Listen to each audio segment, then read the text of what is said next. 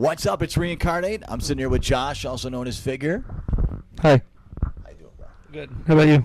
I'm straight, man. We got in here. Dude back there having a really good time. Yeah, he was freaking out. You got any new music tonight you're going to lay in Chicago? Yeah. I got a song about Batman that I'm going to play. And then like a whole new album that I'm going to play.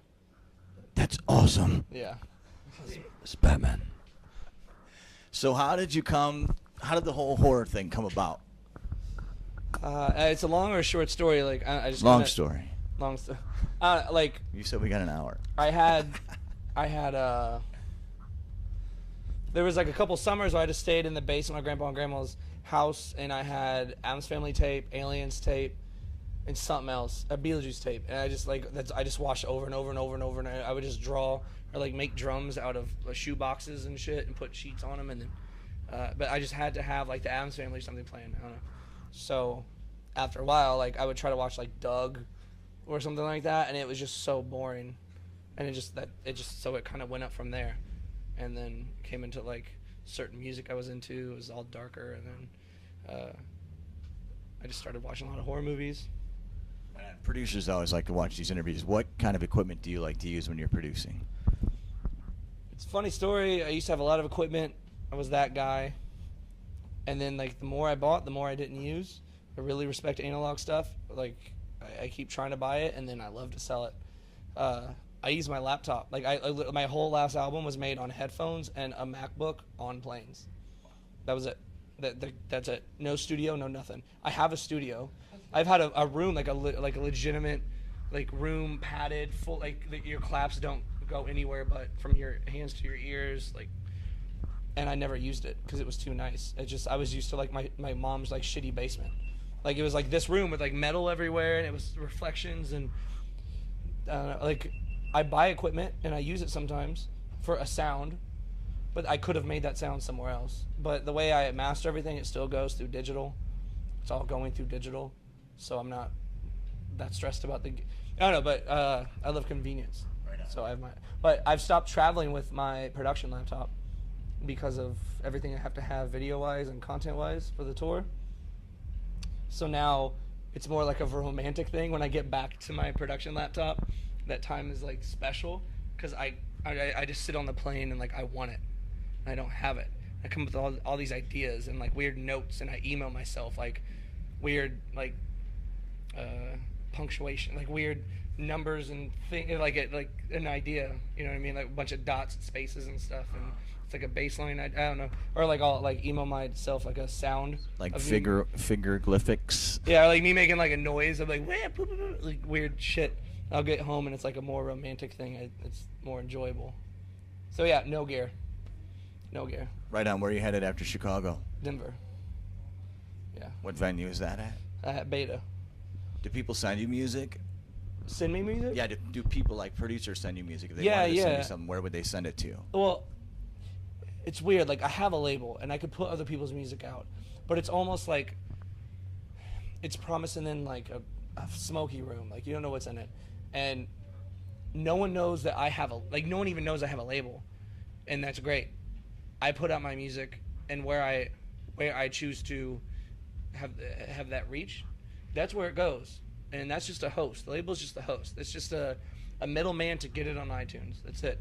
But yeah, I have people that send me music, and they're like, yo, like, can I send you this, and then maybe I can open for you, and it's just like, I want to, but they could send it to some other label. Like, there's so many more dubstep guys or whatever, like way bigger than me, and people know their label, but people don't know I even own a label. So what's the name of the label that people don't know? It's you called on? Doom, which is Doom Music, and I've only put out 2 EPs from other people, and then I put out all my own shit. But people can send me music, but it's just like there's a point where you could be a guy that travels and you play a lot of songs that people know and some of your songs in there, or you could just play all your own shit, and that's something special. And then I'll just like sprinkle other songs in there for my friends that sound like things I would sign if I did sign music. It's just, it's the route. Like it's almost like a route of a director, instead of like someone on set. I saw that was it Universal? Yeah. They use your music down there. Do you get to hook up with that now? You get to go down there and Yeah, man. That's like a like rock that's star my down thing. I there? look forward to. Yeah, it's so fun. Like, you fly down there, you stay, you get to meet all these like celebrities from all these horror movies and like people. Was it Lurch? Is that who it was? You had the picture. Oh, with? that Is was a different thing. That was a show, and while I was in Minneapolis, there was like a horror convention, Crypticon, and yeah, like Lurch was there. All of these people were there. Corey Feldman and all these people were there. But Lurch was like, that's my dude, because I used to have, like, my grandpa used to have an organ next to the TV, but it was at an angle where I could like mess with it and look at the TV, and I would try to play the things that Lurch would play. I was too young to understand music, but I was like, hey man, I used to like try to play what you played on Adam's Family, and now I'm a professional musician. Like, I didn't really like register, because I was like, I'm really a professional musician now. But I was just like, hey, I really look up to you, and I used to try to play what you played. But that was just something that like the directors taught him how to play, or that I don't know if he's an actual organ player, but no, that's cool. You like meet people that I look up to, people like in movies and stuff more than other DJs and producers, because you all get on the same level, and they're just your friends. You know what I mean? But is it always just been music ever since you said you were little? You were making drums. I mean, was there like a fireman or a pilot or anything like that that you wanted to be when you were little, or? I wanted to be a Ghostbuster. That was pretty serious for a while.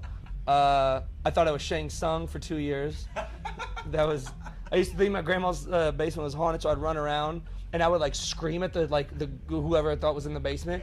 And I was like, you don't even know, you don't want to mess with me. I'm Shang Tsung, like I can be anything.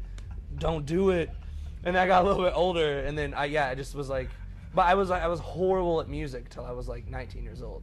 But I've tried for so long, so there's something there. But yeah, but I guess I was Shang Tsung for 2 years. So what's up? You heard it first. EDM America TV was Shang Tsung. Yeah. What time do you go on tonight? 10:30. Time is it? It's 10 to 10. Oh, that's good. We got plenty of time. We got plenty of time. How do you pick who opens up for you? I'm picky. I don't consider like Space Lace as opening up for me, but he doesn't tour much because he's a homebody. He loves just staying at home and producing music. So like the tour before this was me and Crisley, and we're both kind of the same size but different types of music. So we just co-headline. It was what it was, but it has to be someone that I want to be stuck in the airport with for 8 hours. You know what I mean? But it has to be a good person, and I have to think you're a good producer. And like I think Crisley's fucking amazing, and I think Space Lace is amazing. So that was it. And then the only tour before that was with Kilobits, and then Sam from Kilobits is like one of my best friends. So it's easy. You meet someone and you're just like that. Like things lock in, and then it works. Right on. Yeah. If you could produce with anyone, alive or dead, who would it be? Fuck, that's crazy. Well, one, I'm horrible with working in with other producers in the same room. Like, it never works out. I just want you to email me noises and I'll like work with it. Yeah, but I would more so who I'm gonna say is because I want to drink with him beforehand and deal with it. But I would say like Jim Morrison or someone like that, because the process is important. I don't care about the song, but like what you learn from somebody. I don't know. Not Jim Morrison. That's the first person that popped in my head. But someone like the process is what you can walk away with the conversation and like walk away with something and it changes. You know what I mean? Like I can't imagine working with a fucking legendary, like someone that legendary. I don't know. Have you worked on any like horror movie soundtracks? Has anybody approached you besides obviously Universal Studios? There's a couple things I can't.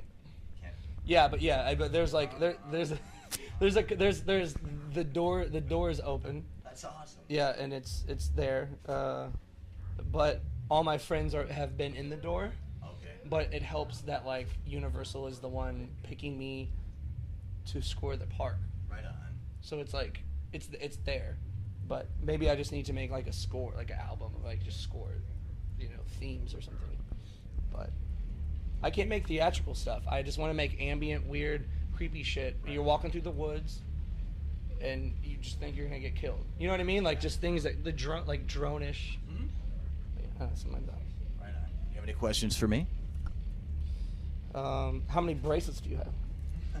I wore this one because it's your show. Man. No, I noticed that earlier. I was like, that was pretty cool. Because my girl has a necklace with that on it, so I noticed Right it. on. Yeah. I actually, this shirt I got at the freaking That's sick. Comic-Con Is that in Chicago. Sabretooth? It's a book, actually. Looks like These- Sabretooth. These people, you give them a plug. It's they were at the Comic-Con and they. Well, I'll plug them. I figured of all people it would be you. You know what I'm saying? That's awesome. It looks like Sabretooth.